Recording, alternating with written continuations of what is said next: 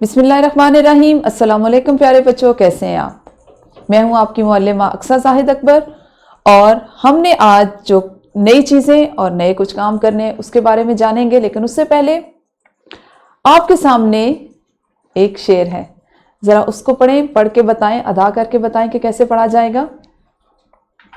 हाँ जी, शाम के साये में जैसे पेड़ का साया मिले, शाम के साये में जैसे पेड़ का साया मिले, मेरे मिटने का तमाशा देखने की चीज थी। कैसा लगा? अच्छा, चले ये नीचे कुछ सतूर हैं, इनको भी पढ़ें। अल्लामा इकबाल रहमतुल्लाह अलैह की हैसियत बतौर शायर मुसल्लिम है, लेकिन उनकी हिस्से ज़राफ़त से चंद लोग ही वाकिफ़ हैं। हम यहाँ चंद मुंतखब किस्से पेश कर रहे हैं जो उनकी हिस्से ज़राफ़त की भरपूर दलील पेश करते हैं।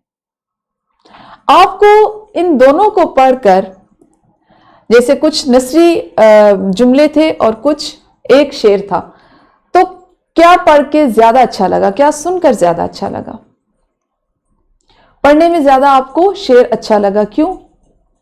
बिल्कुल सही, क्योंकि उसमें मौसीकियत है, उसको पढ़ के अच्छा लगता है, सुनने वाले के कानों को अच्छा लगता है। और जब आप पढ़ते हैं तो एक लय, एक अदा और एक लहन से उसकी अदाई होती है, पढ़ते हुए अच्छा लगता है, मानी जल्दी समझ आ जाता है। सही है जी। अच्छा जी, ये तो हो गई बात आपको पढ़ने में क्या अच्छा लगता है और पढ़ने में क्या फर्क होता है। जुमला हम बोलते हैं, सादा जुमला पढ़ते हैं तो उसमें हम एक रवानी से पढ़ते हैं, लेकिन शेर को तो हम उस रवानी से नहीं पढ़ सकते, उसमें ठहराव होता है, उसमें लफ्जों की अदाई जो है बड़ी वाज़ेह होती है और उसमें ठहर ठहर कर लय के साथ पढ़ा जाता है ना।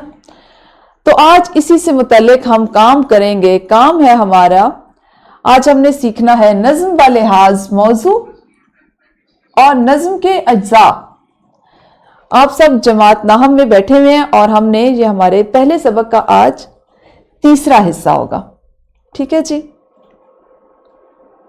आज के सबक में शामिल हासिलाते ताल्लुम को एक दफ़ा देख लेते हैं ताकि आप इस सबक की तकमील के बाद इस काबिल हो सकें कि नज़्म वाले हाजिर मौजू हम दुआ मनाजात में से इम्तियाज कर सकें। और इसके साथ ही साथ आज आप सीखेंगे इंशाअल्लाह नज़्म के अज्जा, मिसरा और शेर की शनाख्त कर सकें। अब ये दो मुख्तलिफ चीज़ें, एक है नज़्म की मौजू के लिहाज से उसका फ़र्क होना और उसके अज्जा, ये दोनों चीज़ें हम आज एक साथ सीखेंगे। सबसे पहले देखते हैं कि नज़्म व लिहाज मौजू कौन कौन सी नज़में होती हैं। ठीक है जी, मौजू के लिहाज से हम नज़मों को मुख्तलिफ अक़साम में तकसीम करते हैं, हमें पहचान होती है। हम कहते हैं ना, देखिए जैसे हम्द, आप कैसी नज़्म को हम्द कहेंगे? बिल्कुल सही कि जिसमें अल्लाह ताला की तारीफ बयान की गई हो। इसी तरह मौजू के लिहाज से नात, कौमी और मिली नज़्म, इसी तरह दुआ और मुनाजात। यकीनन अब तक आप इनसे तो बखूबी वाकिफ हो चुके होंगे। आपके लिए नई चीज होगी दुआ या मुनाजात, मनकबत, मरसिया और कसीदा। हम गाहे बगाहे इन तमाम असनाफ को, इन तमाम मौज़ूआत पे लिखी गई कई मंजूम कलाम से वाक़ियत हासिल करते रहेंगे। लेकिन सबसे पहले आज के मौजू पे हम रहते हैं, तो आप मुझे बताइए कि हम्द क्या है? हाथ खड़ा कीजिए। शाबाश। हम नज़्म की एक सिन्फ है, एक किस्म है, ऐसी किस्म जिसमें अल्लाह ताला की तारीफ मंजूम यानी नज़मिया अंदाज में बयान की जाती है और हम लिखने के लिए कोई भी मखसूस हैत नहीं है। आपके लिए ये नहीं है कि आप को किसी एक मखसूस हैत में उसको लिख सकें। दुआ और मुनाजात, आप सब वाकिफ हैं कि हम्द क्या है। आप सब ने हाथ खड़ा किया, आप सब ने बताया कि हम्द क्या है। हम जमात अव्वल से पढ़ते आ रहे हैं, सुनते आ रहे हैं कि हम्द क्या है।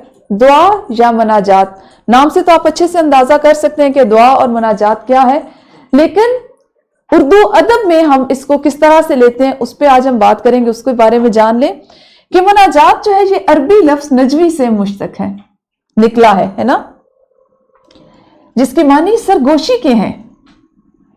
अब देखने में, बोलने में, अदा करने में कितना बड़ा लफ्ज है ना मुनाजात। اور نکلا کتنے چھوٹے سے لفظ نجوی سے مشتق ہے، اس سے نکلا ہے، اور معنی کیا ہے؟ سرگوشی کرنا، کان میں بات کرنا، مدھم آواز میں، ہلکی آواز میں بات کرنا۔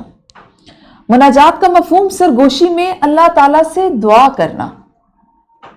اگر ہم اس کو لفظ کو دیکھیں تو اس کا معنی ہے سرگوشی، اور مفہوم پہ جائیں تو سرگوشی سے کیا مراد ہے؟ عام کوئی بھی سرگوشی جو آپ دوست مل کے کرتے ہیں، ہم آہستہ آواز میں ایک دوسرے کے کان میں، تو وہ مناجات نہیں ہے، بلکہ مناجات کا مفہوم وسعت لیے ہوئے صرف ایسی سرگوشی جو اللہ تعالیٰ سے ہم کرتے ہیں۔ ہوتا ہے نا، ہم کسی وقت اپنے دل کی بات اللہ تعالیٰ سے دعائیہ انداز میں مناجات میں سرگوشیوں میں کر رہے ہوتے ہیں، تو اس کو کہتے ہیں مناجات۔ اپنے دل کا حال بیان کرنا، اپنی ضرورت کے پورا ہونے کی آرزو کرنا، اور اپنے لیے نجات اور دنیا و آخرت کی کامیابی کا چاہنا ہے۔ یہ تمام چیزیں کس میں شمار ہوں گی؟ مناجات میں، دعا میں۔ شاعری میں مناجات کا مفہوم دعائیہ نظم ہے۔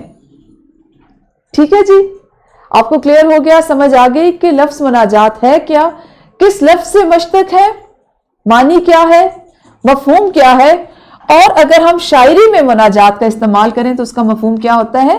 دعائیہ نظم۔ تو یہ تو ہمارا آج کا ایک موضوع تھا، جو تھا نظم کا تعین کرنا، اس کی پہچان کرنا مختلف منظوم کلام میں سے موضوع کے لحاظ سے۔ آج کے سبق کا اگلا حصہ ہے نظم کے اجزاء۔ کیا آپ میں سے کوئی بچہ، کوئی طالب علم، طالبہ مجھے بتا سکتے ہیں کہ نظموں کے اجزاء سے کیا مراد ہے؟ بالکل صحیح، ایک جواب درست ہے۔ نظم کے اجزاء سے مراد ہے اس میں شامل چیزیں جیسے مصرع، جیسے شعر، نظم کا قافیہ، اس میں شامل ردیف، اس کے بند، اس کا مطلع اور اس کا مقطع۔ جی، تو ابھی تک آپ کتنی چیزوں سے واقف ہیں؟ مصرع سے، شعر سے، کسی حد تک قافیہ اور ردیف سے۔ باقی آپ کے لیے بند، مطلع، مقطع یہ تمام نئی چیزیں ہیں، تو اس کو ہم وقتاً فوقتاً سیکھتے رہیں گے۔ اور یہ کیا ہے؟ یہ تمام ہے ہمارے نظم کے اجزاء۔ اچھا جی، اب آپ مجھے جلدی سے بتائیے کہ شعر کسے کہتے ہیں؟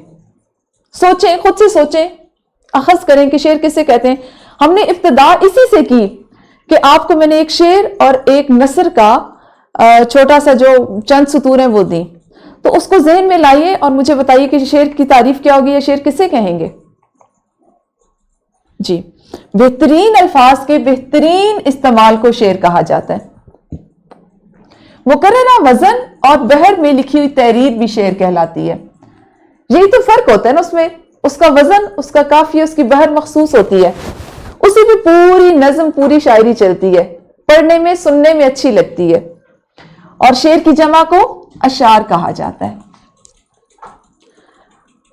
مثال ہے آپ کے سامنے، جو ملے حیات خضر مجھے اور اسے میں صرف ثنا کروں، تیرا شکر پھر بھی ادا نہ ہو، تیرا شکر کیسے ادا کروں۔ اب یہ شعر ہے، یہ شعری مثال ہے، اس میں کیا ہے؟ بہترین الفاظ، یعنی شعر لکھنے کے لیے الفاظ کا چناؤ اتنا بہترین ہو کہ مختصر الفاظ بہت بڑا معنی، بڑا مفہوم لیے ہوئے ہوں، اور ان کو اس ترتیب سے استعمال کیا جائے کہ ان کا وزن نہ خراب ہو، ایک ہی بحر ہو، اس میں قافیہ اور ردیف کا خیال رکھا جائے۔ ٹھیک ہے جی، تو وہ ہوتا ہے، ایسی تحریر کو ہم کیا کہتے ہیں؟ شعر۔ اس کے بعد مصرع، آپ سب اپنی پچھلی جماعت میں، گزشتہ جماعت میں بھی سیکھ چکے ہیں، اس سے پہلے بھی، کہ مصرع کیا ہے۔ مصرع میں اگر ہم دیکھیں تو شعر کی سطر مصرع کہلاتی ہے، آپ سب واقف ہیں اس سے۔ ایک شعر میں 2 مصرے ہوتے ہیں، جیسے جو ملے حیات خضر مجھے اور اسے میں صرف ثنا کروں، اور اسے میں صرف ثنا کروں، جو ملے حیات خضر مجھے اور اسے میں صرف ثنا کروں۔ ٹھیک ہے، اب یہ ایک شعر کا ایک حصہ ہے، ایک جملہ ہے، ایک لائن ہے، ایک سطر ہے، اس کو ہم کیا کہیں گے؟ مصرع۔ اچھا جی، یہ تو آپ نے آج 2 نئی چیزیں سیکھی، نظم کے اجزاء اور نظم کی شناخت کرنا موضوع کے لحاظ سے۔ مزید وضاحت اس نظم سے کرتے ہیں، ایک مثال سے کرتے ہیں۔ जो मिले हयात खिजर मुझे और इसे मैं सरफे सना करूं, ये क्या है? मिसरा है, बिल्कुल सही। तेरा शुक्र फिर भी अदा ना हो, तेरा शुक्र कैसे अदा करूं? तेरे लुत्फ की कोई हद ना गिनूं किस तरह के अदद नहीं। तेरे लुत्फ की कोई हद नहीं, गिनूं किस तरह के अदद नहीं। नहीं कोई तेरे सिवा मेरा, किसे याद तेरे सिवा करूं। तेरे दर पे खम रहे सर मेरा, तेरी रहमतों पे गुजर मेरा। मैं कहा करूं तू सुना करे, तू दिया करे मैं लिया करूं। ये क्या है? अब आप देख रहे हैं दो सुतूर के सामने एक लाइन है ना। हाँ जी, जब हमने एक पढ़ा तो वो था मिसरा। अगर हम दो को एक साथ देते हैं, पढ़ते हैं, लिखते हैं तो वो क्या होता है? शेर। बिल्कुल सही। और जब हम इस मुकम्मल को कहते हैं, नज्म को कहते हैं, तो ये क्या है? हम्द। और हम्द क्या है? मौजू के लिहाज से नज्म की एक किस्म है, एक ऐसी नज्म है जिसमें हम अल्लाह ताला की तारीफ मंजूम अंदाज में बयान करते हैं।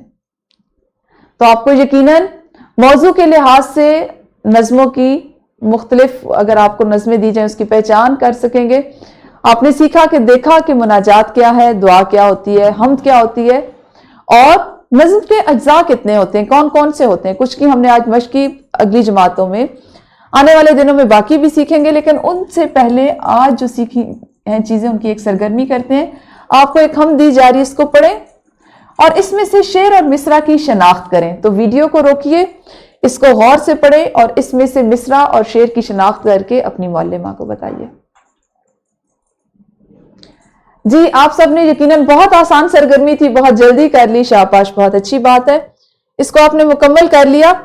हमारी किताब में मशकी सवाल भी आज के हासिलात ताल्लुम से मुतल्लिक है कि हर जुज़्व के सामने दिए गए दुरुस्त दायरा को पुर करें। सबसे पहले जी हम्द लफ्ज है। हम्द बुनियादी तौर पर वो सिन्फ है जिसमें अल्लाह ताला की सिफात का जिक्र हो, हजरत मोहम्मद सल्लल्लाहु अलैहि वसल्लम की सिताइश हो, सहाबा कराम रज़ी अल्लाह अन्हुम की सिताइश व तारीफ हो, या उम्महातुल मोमिनीन से अकीदत हो। लफ्ज मुनाजात मश्तक है, अरबी जबान के लफ्ज नजवी से, रूम के लफ्ज नजम से, हिंदी के लफ्ज जात से, या उर्दू के लफ्ज मुना से। और शेर लिखा जाता है मुकर्ररा वजन में, लामहदूद औजान में, मुख्तलिफ औजान में, या 3 मुकर्रर शुदा औजान में। मिसरा कहते हैं शेर के एक जुमले को, शेर के दोनों जुमलों को, नसर के एक जुमले को, या किसी भी नसरी इबारत को। ये आपने अपनी किताब पे अभी मुकम्मल करने हैं ये तमाम कसीर और इंतखाब सवालात। और इसके बाद एक सवाल है, हमदिया नज्म और मुनाजात का फर्क किसी मिसाल से वाज़े कीजिए। हमदिया नज्म और मुनाजात का फर्क किसी मिसाल से आपने वाज़े करना है। और आपकी मजीद मश्क के लिए आपको एक वर्कशीट बनाई गई है जिसमें आपको कुछ कलाम दिया गया, आपने इसको पढ़ना है और इससे दुआ, मुनाजात और हमदिया नज्म की शनाख्त करके अलग अलग करनी है। ठीक है? इसमें हम्द कौन सी है, हम्द की मिसाल किस पे आएगी, मुनाजात कौन सी है या दुआ कौन सी है, वो आपने पढ़ना है, समझना है और देखना है कि कौन सी ऐसे अल्फाज हैं जो सरगोशी के मानों में आ रहे हैं जब हम अल्लाह से दिल की बात कर रहे हैं, और कौन से ऐसे अल्फाज हैं जिसमें आप अल्लाह की हम्दो सना, उसकी तारीफ बयान कर रहे हैं। ठीक है जी? तो ये वर्कशीट आपने करनी है, ये आपके घर का काम भी होगा और आपने इससे सीखना भी है। तो आज के सबक में हमने क्या सीखा? मौजू के लिहाज से नज्मों में इम्तियाज करना और नज्म के अज्जा, मिसरा और शेर की तारीफ और उनकी पहचान और शनाख्त, और इस पर हमने मुख्तलिफ सरगर्मियां भी कर ली। तो ये था हमारा आज का सबक जो मुकम्मल हुआ। कल इसी सबक को यानी हम को अगले हिस्से में पढ़ेंगे। उस वक्त तक अपना ख्याल रखिए। अल्लाह हाफिज, शुक्रिया।